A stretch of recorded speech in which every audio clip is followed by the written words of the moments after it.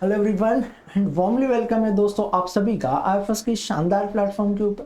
तो दोस्तों sweet PG 2024 का रिजल्ट लग चुका है और उसी के साथ साथ आईएफएस के बच्चों ने आईएफएस के मेहनती बच्चों ने जो है इस एग्जाम्स में बहुत ही शानदार परफॉर्मेंस किया है। उसी के साथ साथ आईएफएस की लेगेसी को भी जो है मेंटेन किया है। अब उनकी जर्नी जो रही है हार्ड वर्किंग और डेडिकेटेड रही है, क्योंकि उन सारे बच्चों ने उनके एजुकेशन के साथ साथ इसके लिए पढ़ाई की है, तो यकीनन उनको दिक्कतें आई होगी, स्ट्रगल्स रहे होंगे। बट जो भी नए एस्पिरेंट्स हैं उनके लिए ये काफ़ी हेल्पफुल होगा, क्योंकि उनको जो है क्लियर आइडिया होगा कि किस तरीके से पढ़ना है, रिवीजन किस तरीके से करनी है, मॉक टेस्ट किस तरीके से लगाए जाते हैं और किस यूनिट को किस तरीके से पढ़ना है। तो ये सारी बातें जो है हम जान रहे हैं उन लोगों के थ्रू, उन बच्चों के थ्रू। आज हमारे साथ एक ऐसे कैंडिडेट है जिन्होंने माइक्रोबायोलॉजी में बहुत ही अच्छा रैंक है, अच्छा स्कोर जो है हासिल किया है स्वीट पीजी में। तो जानते हैं उनकी जर्नी क्या रही थी, किस तरीके से उन्होंने पढ़ाई की थी इस एग्जाम्स के लिए। तो हेलो, Hello, sir. थोड़ा अपने बारे में बताइए हमें। Sir, I'm Pratishtha Mishra. I studied my bachelor's in sorry, I studied my bachelor's from MJP Bareilly, and my bachelor's was in zoology, botany, and chemistry. तो आपका एग्जाम कौन सी स्ट्रीम में दिया था, कौन से सब्जेक्ट्स में दिया था और क्या स्कोर आया है आपका? सर मैंने माइक्रोबायोलॉजी में दिया था and my score was 109। 109। Okay, तो कॉन्ग्रेचुलेशन आपको प्रतिष्ठा मेरी तरफ से, पूरे आईएफएस फैमिली की तरफ से। Thank you sir.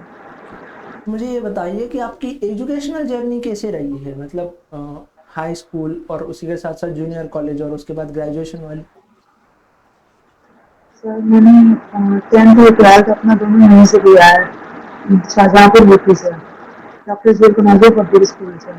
और मेरा जो बीएससी फाइनल ईयर है वो मैंने एमजेपीआरयू से किया है, एसएसपीसी कॉलेज से, ओके। शाहजहाँपुर। ओके, और मुझे ये बताइए कि आपने स्वीट पीजी के लिए कब से प्रिपरेशन स्टार्ट कर दी थी? सर मैंने ये लास्ट 6 मंथ से पढ़ा है सीईटी के लिए। ओके, तो आपके ग्रेजुएशन के लास्ट 6 मंथ में के लिए आपने स्वीट पीजी के लिए पढ़ा है। ठीक है। जी सर। तो अब मुझे ये बताइए कि आपने प्रिपरेशन कैसे, ख्याल आया आपके मन में कि प्रिपरेशन स्टार्ट करें, फिर आपने क्या क्या चीज़ें पहले कर ली, फिर प्रिपरेशन को कैसे स्टार्ट किया और बाकी सारी बातें थोड़े बताइए हमें। सर जैसे हम लोगों का यूट्यूब पे मैंने देखा बहुत सारे मतलब सीईटी पीजी के बारे में, तो वो एडमिशन प्रोसेस वगैरह देखी, सब देखा तो पता चला कि सारी सेंट्रल यूनिवर्सिटी सारी की सारी मतलब वो इसी से एडमिशन लेती हैं हम लोगों का। तभी मैंने इसके लिए प्रिपेयर करना स्टार्ट किया। ओके, तो तभी आपने जो है इस एग्जाम्स के लिए प्रिपरेशन स्टार्ट कर दी थी। अब जैसे माइक्रोबायोलॉजी की बात आती है, तो माइक्रोबायोलॉजी में बहुत सारे डिफरेंट यूनिट को भी पढ़ना होता है, तो फिर आपकी प्रिपरेशन कैसे रही थी, कैसे आपने उन यूनिट्स को अप्रोच किया, किस तरीके से उनको पढ़ा? सर यूनिट्स में भी टॉपिक्स वाइज मैंने देखा है कि मतलब जो भी टॉपिक, जैसे सबको पहले मैंने पूरा सिलेबस पढ़ा, उसके बाद मेन फोकस में उनके वो जो मेरे वीक पोर्शन है, हर बच्चे को अपना वीक पोर्शन पता होता है कि मैं यहाँ पे अटकती हूँ या यहाँ पे अटकता हूँ, तो उन पे मैंने ज़्यादा फोकस किया। उन चीज़ों के ऊपर आपने ज़्यादा फोकस कर दी। अब मुझे ये बताइए कि आपका मतलब रिवीजन की और क्वेश्चन प्रैक्टिस की क्या स्ट्रैटेजी रही थी? सर लास्ट टाइम पे तो सबसे ज़्यादा रिविजन ही वर्क करता है, लेकिन थोड़ा बहुत तो सिलेबस बचा रह ही जाता है। थोड़ा बहुत मतलब जैसे सिलेबस बचा हुआ था मेरा भी, लेकिन मैंने लास्ट टाइम पे रिवीजन ले लिया, क्योंकि जो रिवीजन होता है वो ओवरऑल पूरा ज़रूरी होता है, इसलिए। और लास्ट में मॉक टेस्ट वगैरह देने, वो तो स्टार्ट करने पड़ते हैं। तो लास्ट में मॉक टेस्ट वगैरह दिए जाते थे तो उससे और बेनिफिट होता था। जी सर। तो मॉक टेस्ट आप किस तरीके से देती थी, मतलब एक तो स्वीट पीजी में टाइम का बहुत इशू होता है, तो फिर आपका क्या स्ट्रैटेजी रही थी? सर मैं टाइमर लगा लेती थी कि इतने टाइम में मुझे इतने मतलब पूरा पेपर सॉल्व सॉल्व करना ही है, तो टाइमर लगा के रखती थी तो वो हो जाता था। ओके, तो आपका ये आइडिया था कि आप टाइमर लगा के जो है वो क्वेश्चंस जी पेपर को सर, सॉल्व करते थे, तो उससे क्योंकि हमारा जो पेपर होता है उसमें भी हमारा टाइमर चलता है ना, हाँ। मिनट्स का, इसलिए। तो मुझे ये बताइए कि आपका एग्जाम हॉल का एक्सपीरियंस कैसे रहा था? थोड़ा सा डर लग रहा था, लेकिन बट जब एग्जाम सामने हुआ फिर हो गया जैसा। ओके, तो एग्जाम सामने था तो फिर हो गया। मतलब ये सोचा था कि जितना आता है उतना तो करना ही है, इसके अलावा जो फालतू क्वेश्चन मतलब जो नहीं आते हैं हमको वो नहीं करने हैं, ओके, तो जो चीज़ें आती है तो वो तो करनी है, अगर जो क्योंकि चीज़ फिर नहीं उतना आती। ज्यादा सब निगेटिव में चला जाता है हम लोगों का।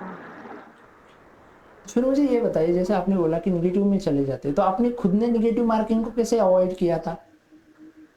सर मैंने दोनों क्वेश्चन अटेम्प्ट किए, पहले तो मुझे 100% श्योर थे कि मतलब ये हाँ ये बिल्कुल सही आंसर है इसका, इसके अलावा मतलब कुछ नहीं हो सकता, यही आंसर है एग्जैक्ट।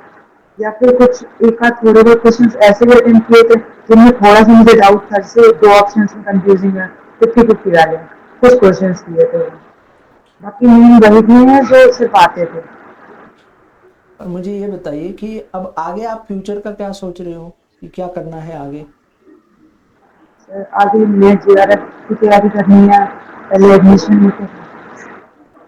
ये तो नेट JRF की स्टडी करनी है और आगे बढ़ना है। जी सर। अब जो भी नए बच्चे हैं, जो भी आपके जूनियर्स लोग होंगे पूरे इंडिया से, तो वो अगर MS एंट्रांसेस की प्रिपेयर करना चाह रहे हैं, चाहे वो स्वीट PG हो, IIT जाम हो, गैट भी हो, तो उनके लिए आपकी क्या सजेशंस रहेगी, क्या बताना चाहोगे? सर अगर प्रिपरेशन करनी है तो पहले एक माइंडसेट बना लो कि हाँ हमको सबको अपना अपना जोन पता होता है कि कौन कितना कर सकता है कितना नहीं कर सकता है, तो मतलब इतना जोन बना लो कि हाँ ये मुझे करना है। उसके बाद अपने उसके हिसाब से सारी चीज़ें मतलब सर्च करो उसको, मतलब यूट्यूब पे आजकल सब कुछ है, हर चीज़ की हम लोग प्रिपरेशन कर सकते हैं, तो फिर उसी से हम लोग देख के आराम से कर सकते हैं। बहुत अच्छे। तो चलो, thank you so much for sharing your experience and your journey with us. Thank you and thank you once again. Thank you sir.